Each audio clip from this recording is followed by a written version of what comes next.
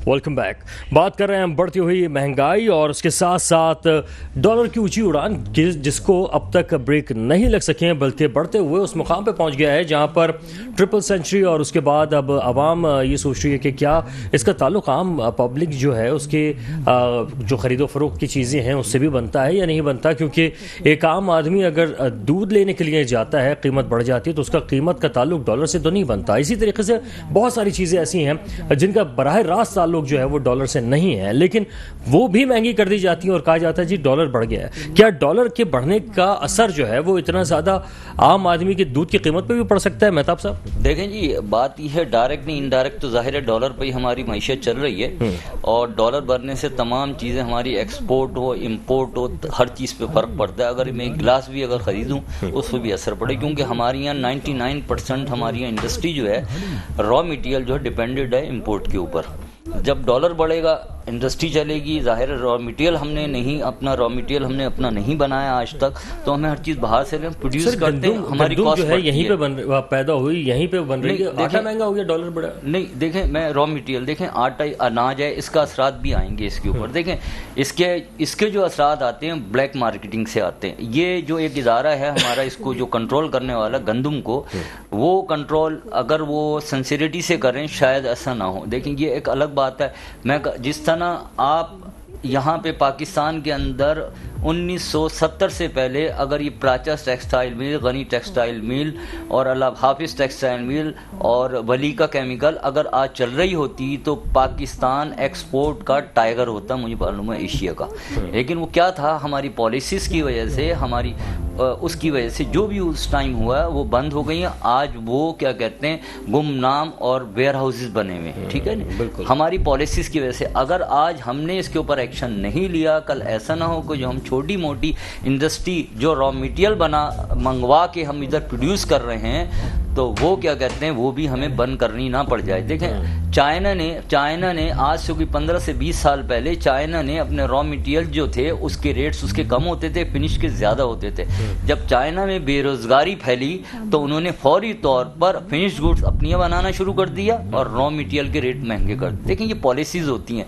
क्या हमारे यहाँ जो इतने माशाल्लाह बैठे हुए, मतलब बहुत बड़े बड़े ओहदों के ऊपर बहुत ज़हीन तरीन लोग बैठे हुए, क्या उनको छोटी सी ये बात उनकी समझ में नहीं आती कि माशी पॉलिसी कैसे बनाई जाती है? अगर नहीं तो मैं वही फिर कहता हूँ कि जी हमें बुलाएं, इंडस्ट्रियलिस्ट को बुलाएं, जो एसोसिएशंस हैं उसको बुलाएं, लोगों को बुलाएं, लेकिन सिंसियर लोगों को बुलाएं। ऐसा ना हो कि क्या कहते हैं जी आप अहबाब जो होते हैं, अहबाब आप समझते हैं, अहबाब को बुलाएं और उसके अंदर एक पार्टी करें, उसके बाद जो भी कुछ होता है वो आपके सामने, उसके अंदर कोई रिजल्ट नहीं आता उसके अंदर। बिल्कुल ठीक। अच्छा अख्तर साहब, ऐसा ना हो कि कल कहीं हम गन्ने का रस पीने जाएं, वो कहे जी डॉलर की कीमत बढ़ गई है और जो है ये भी महंगा हो गया, तो सर ये क्या है, वजह क्या है कि हर चीज़ का ताल्लुक जो है इस चीज़ से जोड़ दिया गया?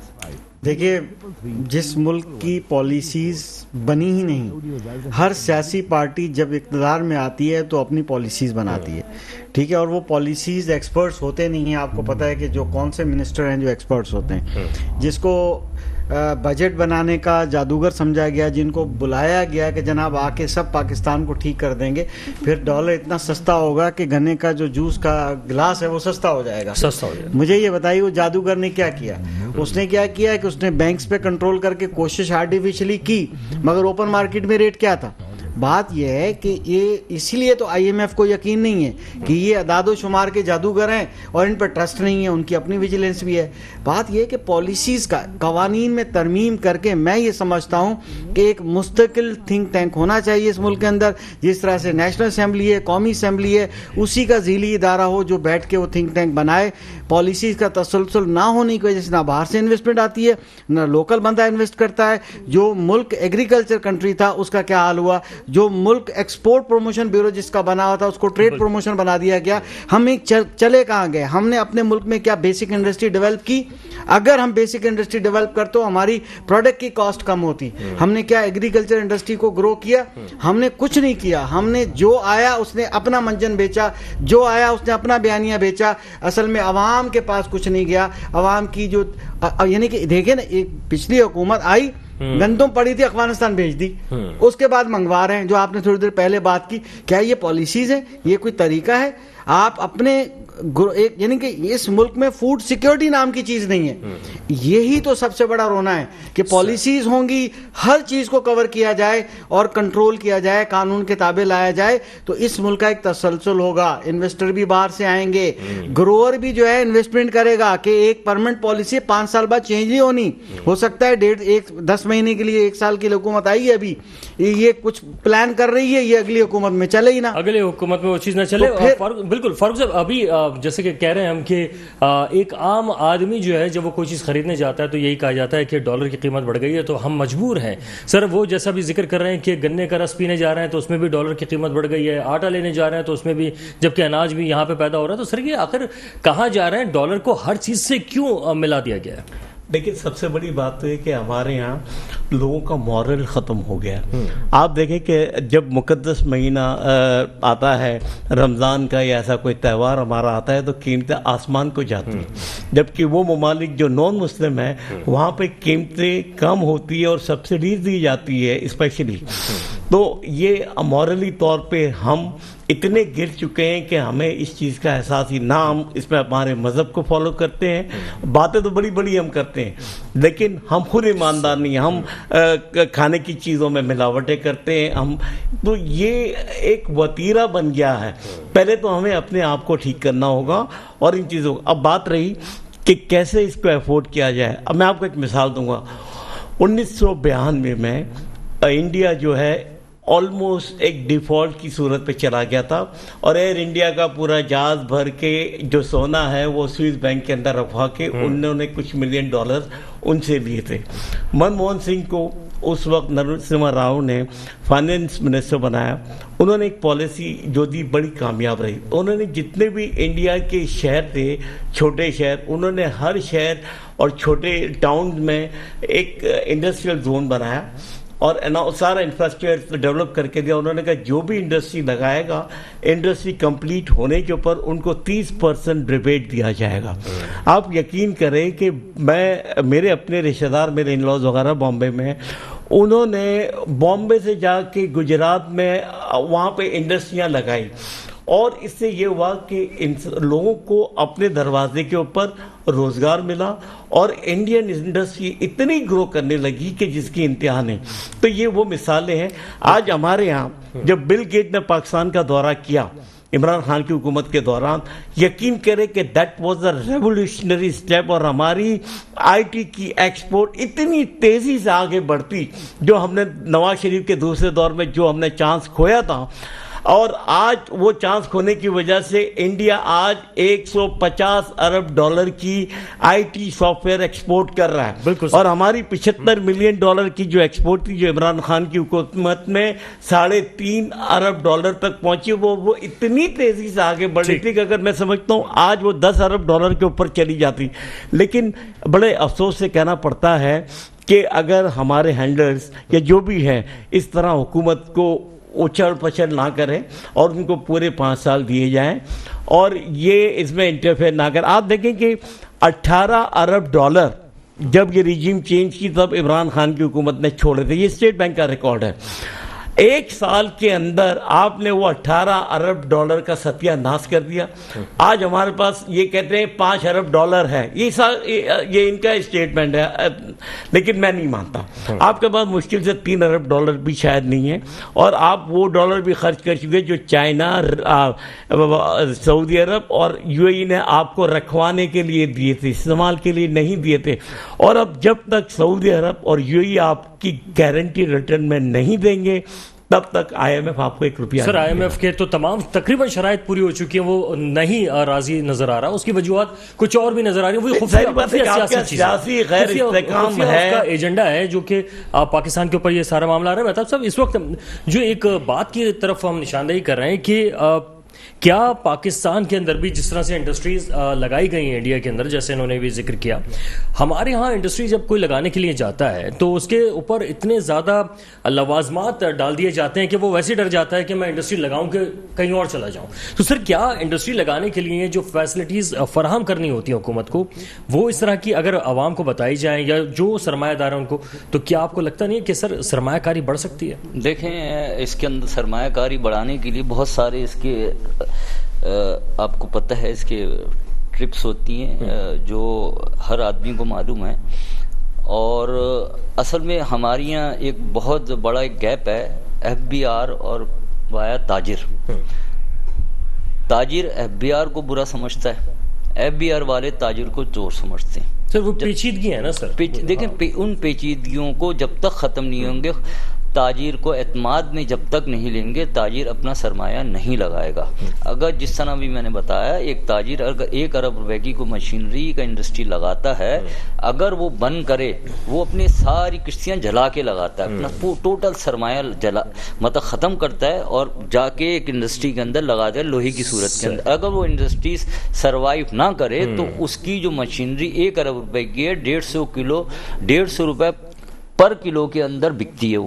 ٹھیک ہے نا، وہ ایک بہت بڑا رسک لیتا ہے. گورنمنٹ کو چاہیے جس طرح تاجر کو جب تک فیسلٹیز نہیں ملیں گی، تاجر کو اعتماد میں نہیں لیں گے، وہ اپنا سرمایہ نہیں لگائے گا. آج کل جتنا بھی سرمایہ آپ نے دیکھا ہوگا وہ مٹی میں لگ رہا ہے. مٹی کا مقصد یہ ہے کہ ریل اسٹیٹ، ٹھیک ہے نا، ریل اسٹیٹ میں رکھ رہا ہے. تاجر نے اپنا تمام پیسہ ریل اسٹیٹ میں لگا دیا.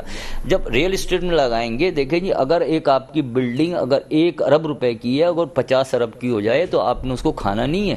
وہ آئندہ 20 سال بعد جو ہے وہ بلڈنگ ہی رہے گی. جب اگر آپ انڈسٹری لگاتے ہیں تو آپ ملک کو فائدہ پہنچاتے ہیں، بلڈنگ سے نہیں پہنچاتے. بالکل آپ صحیح کہہ رہے ہیں، لیکن سر کیا اس وقت آپ نے کہا کہ فیسلٹیز تو دینی چاہیے، لیکن لوگوں کے اندر ایک خوف بھی ہے سرمایہ کاری کرتے ہوئے کہ نہ جانے کون کب پکڑنے کے لیے. بالکل، دیکھیں ہمارے یہاں تو لا اینڈ آرڈر کا جو مسئلہ ہے، اس وجہ سے تاجر جو ہے ذرا اس سے گھبراتے ہیں. لا اینڈ آرڈر کا ایک کچھ ایسے واقعات ہو چکے ہیں، لوگ باہر سے سرمایہ، پاکستانیوں نے سرمایہ لانے کی کوشش کی تو کچھ ان کے ایسے ہیں سامنے ہیں میرے، جن کو کہا گیا کہ جی یا آپ لگائیں یا پھر ہمیں پارٹنر بنائیں. تو ایسی چیزیں ظاہر ہے اس حالات کے اندر جب لا اینڈ آرڈر کا جب مسئلہ یہاں ہوگا تو ظاہر ہے کوئی بھی میرے جیسا آدمی اگر وہ کہتے ہیں جی آپ 1 لاکھ روپے لگائیں، میں تو 1 لاکھ کے 50,000 نہیں لگاؤں گا، کیونکہ 1 لاکھ بھی بہت ہوتا ہے میرے لیے. تو جب تک آپ اعتماد میں نہیں لیں گے، اس کو اپنا سرمایہ، تاجر کو سیف یا انڈسٹریلسٹ کو سیف نظر نہیں لائے گا، وہ اپنا سرمایہ نہیں لگائے. اگر اس نے لگایا تو وہ ڈسٹریبیوٹ کر رہا ہے. اب وہ پاکستان کے اندر لگاتا ہے اگر 50 کروڑ تو وہ 1 ارب روپے باہر لگاتا ہے، اس کا فائدہ باہر ان کو ہو رہا ہے، نہ کہ پاکستان کو ہو رہا ہے. اگر تاجر کو اعتماد میں لیا جائے گا، جس طرح آپ کو پتہ ہے یہاں پہ جو گاڑیوں کے جو بمپر اور ہیں اور دوسری چیزیں جو بن رہی ہیں، پارٹس بن رہے ہیں، سارے باہر ہیں، ہمارے انجینئرز وغیرہ جتنے بھی ہیں، اور وہاں پہ وہ کھرب پتی لوگ ہیں وہاں پاکستانی، اور ایسے پاکستانی ہیں جو کہتے ہیں کہ ہم پاکستان کا IMF کا جتنا لون ہے اس کو دے سکتے ہیں، لیکن کیا ہے ان کو بھی اعتماد بھی نہیں دیتے. اعتماد. اور سر اختر صاحب، تحفظ ایک چیز جو سامنے آ رہی ہے، تحفظ نہیں مل رہا. اور وہ تحفظ یہ نہیں کہ کوئی آ کے بھتہ لے لے گا، بلکہ مختلف جگہوں سے، سائٹ سے عدم تحفظ کا شکار ہے تاجر. کس طرح سے سرمایہ کاری کرے گا اور کس طرح سے عام آدمی کو روزگار مل سکے گا اس طرح؟ سر آپ نے تو ان کے ووٹنگ رائٹس ہی لے لیے، تو آپ نے ان پہ اعتماد ہی کھو دیا اپنا. میں اس پہ عرض کروں کہ دیکھیں، تحفظ کی جب بات چلی تو جب اس ریاست میں جو تحفظ دینے والی افواج پاکستان ہے، اس کے ساتھ آپ ایسا کرو گے تو آپ کو کیا ملے گا؟ اس ملک کا کیا وجود ملے گا آپ کو؟ سب سے بڑا جو ہوا ہے 9 مئی کو جو واقعہ ہوا ہے، یہ بہت برا ہوا ہے. دوسری بات یہ کہہ دوں، انڈسٹری اگر چل رہی ہے تو وہ سیاست کی انڈسٹری چل رہی ہے، کیونکہ اس سیاست کی انڈسٹری میں پاور اور پیسہ دونوں چیزیں ہیں. آپ شوگر کین کی، میں دوبارہ اس جوس پہ آتا ہوں کہ $1 کی بات آپ کرتے ہیں، $1 کا 1 من جو ہے گروور سے نہیں خریدا جاتا. انڈسٹری لگتی ہیں. انڈسٹری کس نے لگائی؟ شوگر کین کی. سارے پولیٹیشنز کی جن کے پاس پاور اور پیسہ تھا.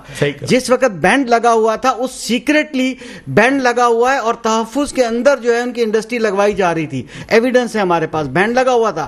آپ کتنی اٹھا کے دیکھ لیں. دیوان شوگر کا کیا حال ہوا؟ وہ ایک بزنس مین تھا پیورلی، سب سے بیسٹ شوگر ان کی ہوتی تھی، اور اس کا حشر کیا ہوا یہاں پر. بات یہ ہے کہ انڈسٹری کون لگائے گا؟